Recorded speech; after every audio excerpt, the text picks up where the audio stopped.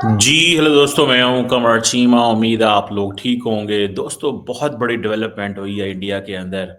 नरेंद्र मोदी एक बड़ा इलेक्शन जो है वो जीत रहे हैं और इस वक़्त प्राइम मिनिस्टर मोदी का जो कोलिशन ग्रुप है, वो बड़े आराम से बिहार का वोट जो है वो जीत रहे हैं।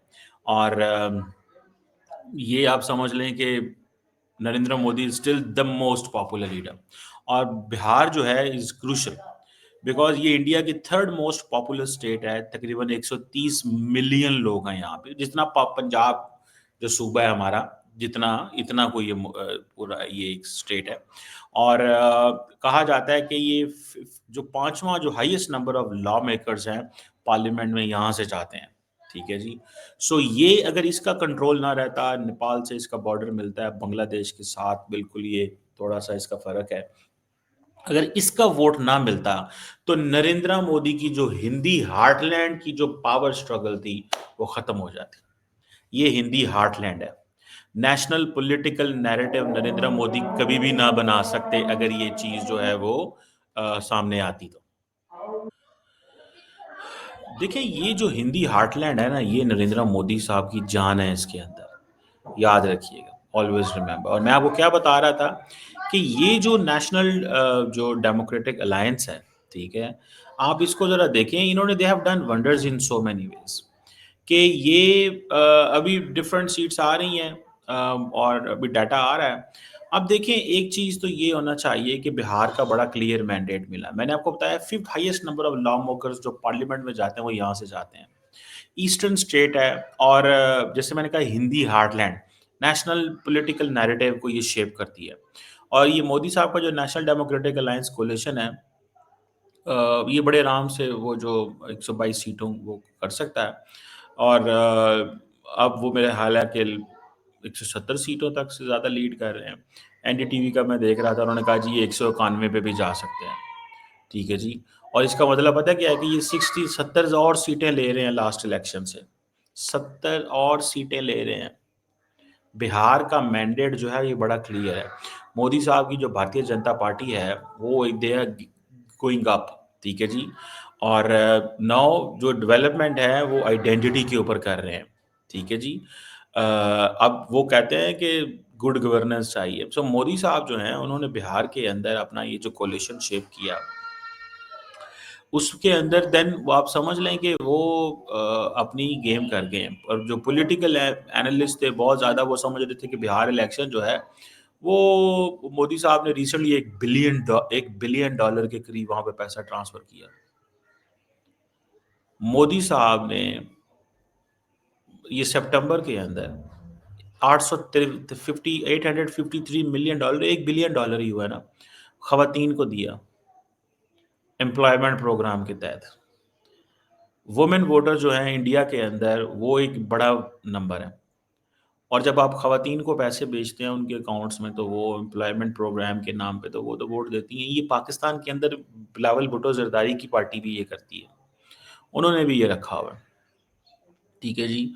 अ, ये समझ लें, ये आप समझ लें कि वो भी, क्या नाम था उनका यार, जो अ, वो यादव साहब जो हैं, तेजस्वी यादव जो हैं, वो लालू प्रसाद यादव के बेटे, ही कुडंट मेक इट। वो नहीं कर सके। और मैं आपको सिर्फ बिहार की सिचुएशन अगर समझा दूँ थोड़ी-सी, just to let you know, Bihar के अंदर क्या होता रहा है। यहाँ तो कांग्रेस पार्टी ने रूल किया अर्ली, बहुत पहले टाइम में। फिर लालू प्रसाद यादव और एक रबड़ी देवी होते थे, उन्होंने 1990 से लेके 2005 तक किया। फिर नीतीश कुमार जो हैं वो 2005 से वो मुसलसल किसी न किसी शक्ल में वो आते रहे हैं। ठीक है ना जी? उनकी गेम रही है। नीतीश कुमार पूरा बुज़ुर्ग हो गए, 1951 में पैदा हुए थे। पढ़ा लिखा बंदा है, इलेक्ट्रिकल इंजीनियरिंग की हुई है उन्होंने। और बिहार जो वो जिसे कहते हैं ना कि पॉलिटिक्स को बहुत अच्छे समझते हैं। स्टूडेंट पॉलिटिक्स भी उन्होंने की हुई है। 1977 से जनता पार्टी बनाई और वो तब से लगे हुए हैं। और लोक सभा में भी रहे हैं बहुत दफ़ा। अभी वो सारी बात है, मिनिस्टर फॉर रेलवे भी रहे हैं, चीफ मिनिस्टर भी 2000 से रहे हैं। So he is been power for all his life. ठीक है ना जी। उनको कहा जाता है जी, उनका एक नाम है सुशासन बाबू, good governance, mister good governance. वो डेवलपमेंट पे फोकस करते हैं, सिंपल लाइफस्टाइल है उनका एंड ऑल दैट। जबकि जो तपस्वी यादव जो है उसका था कि उसके वालिद ने क्या किया, ये क्या करा, तो उसके वालिद का जो है वो एक वो उसको था, क्योंकि ये जनता दल जो थी ये you know they are making a lot of space at the moment, और वो स्पेस इसलिए बना रहे हैं बिकॉज उनको पता है कि हमारे मुकाबले में कौन आएगा। कोई मतलब अभी तक तो नहीं लग रहा कि कोई रिकॉर्ड तोड़ेगा इनका। सो ये एक चीज़ जो है, मैं इसको जो स्टडी कर रहा हूँ वो मुझे ये लग रहा है कि नरेंद्र मोदी ने ये बड़ा काम किया। अपना अपनी जो ख़वातीन के वोट के ज़रिए उन्होंने अपने आप को बहुत स्पेस दी है। और कांग्रेस तो बिल्कुल बहुत पीछे है, थोड़ी सी सीट्स हैं उसके पास, और वो उस तरह नहीं है जिस तरह उसकी वो सीट्स होनी चाहिए थी, या वो हम जो बंदा एक्सपेक्ट करता है कि यार क्या होगा और किस तरह होगा, वो चीज़ नहीं है। ठीक है जी, कांग्रेस के अंदर वो स्पेस नहीं आई, वो चीज़ नहीं आई। ठीक है, अब देखते हैं कि ये जो हिंदी हार्टलैंड जीतना जो है ये मोदी साहब के वो जिसे कहते हैं ना, ये एक 2024 में जो हल्का-फुल्का मोदी को सेटबैक आया है ना, उसमें ये कहा जाता है कि ये सेटबैक मोदी साहब को अ, मतलब मतलब ये जो सेटबैक था, अगर ये बिहार हार जाते, तो ही वाज़ गॉन, वो ख़त्म हो जाना था। फिर वो एक होता है, ये फैक्टर बिल्ड होता रहता है। ठीक है ना जी? मोदी साहब का जो अलायंस है वो तकरीबन 48.5% फीमेल वोट लेता है। ठीक है जी? 10% पूरे के पूरे अपोजिशन ब्लॉक से ज़्यादा। लेकिन मोदी साहब का जो ये रिज़ल्ट है कि जी आपने बिहार इलेक्शन के अंदर सितंबर में जो 75 अरब रुपए ट्रांसफ़र किए, वो that was something, big thing. वो एक बड़ी चीज़ जो है, उससे बहुत सारा पासा पलटा है। ठीक है? अगर ये 191 सीटें ले जाते हैं, ठीक है, तो 70 सीटें ज़्यादा होंगी। ठीक है जी? और जो पार्लियामेंट्री मेजॉरिटी मोदी साहब ने लूज़ की थी, क्योंकि अब तो वो कोलिशन गवर्नमेंट में है ना। तो मैंने जब बताया कि fifth highest number of law makers यहाँ से जाते हैं, 130 मिलियन की पॉपुलेशन। तो मतलब द पॉइंट इज़ कि ये नरेंद्र मोदी अपनी वो जो साख है, या अपना जो वो है सारा कुछ, वो बचाने में कामयाब हो चुके हैं। ये आप इसको थोड़ा-सा ये ज़हन में रख लेंगे। He has saved everything. वो हर चीज़ सेव कर गए हैं। उनको अब वो कोई ऐसी वो नहीं है, कोई एक होती है ना परेशानी, उनको कोई नहीं है कि मैंने क्या करना है और क्या नहीं करना। So he has made his mark. National level पे जो भी अभी इलेक्शंस होंगे, तो उसमें भी वो अपने आप को वो लेके जाएँगे। अब बहुत सारे जो टीवी स्टेशंस हैं ना, वो बहुत सारी चीज़ें, वो एनडीए 200 क्रॉस कर रहा है। ठीक है ना जी? तो दूसरा जो अलायंस है वो बहुत पीछे है अभी। तो लेट्स सी, कांग्रेस के में है वो 8-10 के कितने अभी तक चल रहे थे। It has yet to be decided. ठीक है जी? बीजेपी, जेडीयू और इस तरह की जो ऑर्गन हैं, और दूसरी तरफ जो है वो कांग्रेस और वो सारे वो यादव साहब की पार्टी एंड ऑल दैट, वो मेरा हाल है अभी बहुत पीछे हैं। डिफरेंट टीवी स्टेशंस या डिफरेंट जो है, अच्छा मज़े की बात है, एग्जिट पोल के अंदर ये बताया जा रहा था कि तपस्वी यादव जो है वो आगे जाएँगे, या उनका वो नज़र आ रहा है कि वो थोड़ा है। लेकिन ऐसा हुआ नहीं है। लास्ट टाइम इन्होंने बहुत ज़्यादा दिखा दिया था कि आगे जाएँगे, इस दफ़ा नहीं है। बीजेपी आगे जाएगी, लेकिन वो उसको कोalition बनाना पड़ा। इस दफ़ा उन्होंने उसको आगे कर दिया है, लेकिन वो पीछे रह गया। ठीक है जी?